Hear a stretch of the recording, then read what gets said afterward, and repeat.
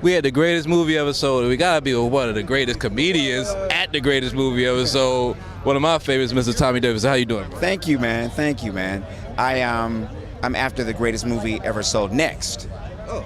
So I might as well be at this because mine is going to be the greatest movie ever sold next. Okay, I got that. The greatest movie ever sold next by Tommy Davidson. Right. I got that. That makes sense. So tell us, how do you feel about product placement in TV and movies? I mean, go back. It's not as much as in the past, but today we see it all over the place. Well, in my world travels, I see that it seems like products make the world go around. You know what I mean? So why not in movies?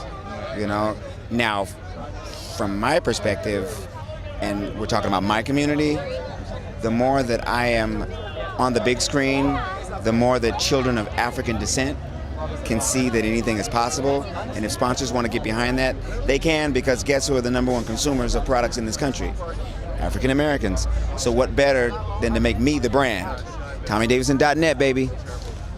Well, hip-hop kind of became the brand also. I mean, you look back in the day when money, I'm not going to say product placement as much, but we did have the Cavassier and going back to Adidas and everything else where we started at. But do you think that has tainted hip-hop, and the music a little bit? Well, I think that hip-hop, jazz, I mean, you name whatever genre you want to, from our community, we create these art forms, and then it seems that the corporations capitalize on those to make tremendous amounts of money.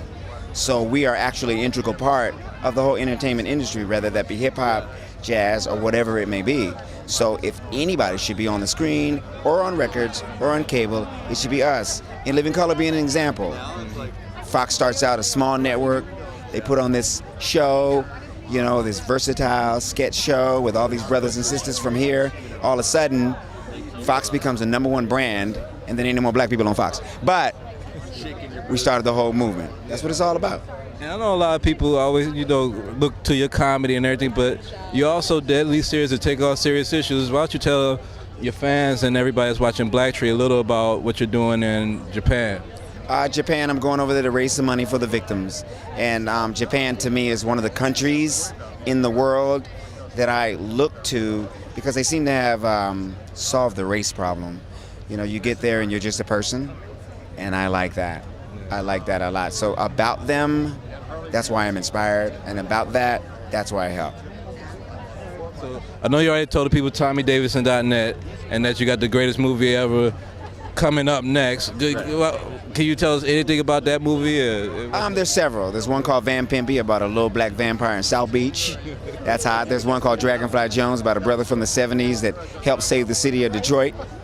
And then there's me and Cedric the Entertainer's movie, which is coming out next. And then there's the 2 movies that I just did, Black Dynamite and I Am Comics. So we're on a roll. Well, thank you for your time, Mr. Tommy Davidson. I'll always be a fan. You got it, man. Take it easy. Thank you, man. All right, brother.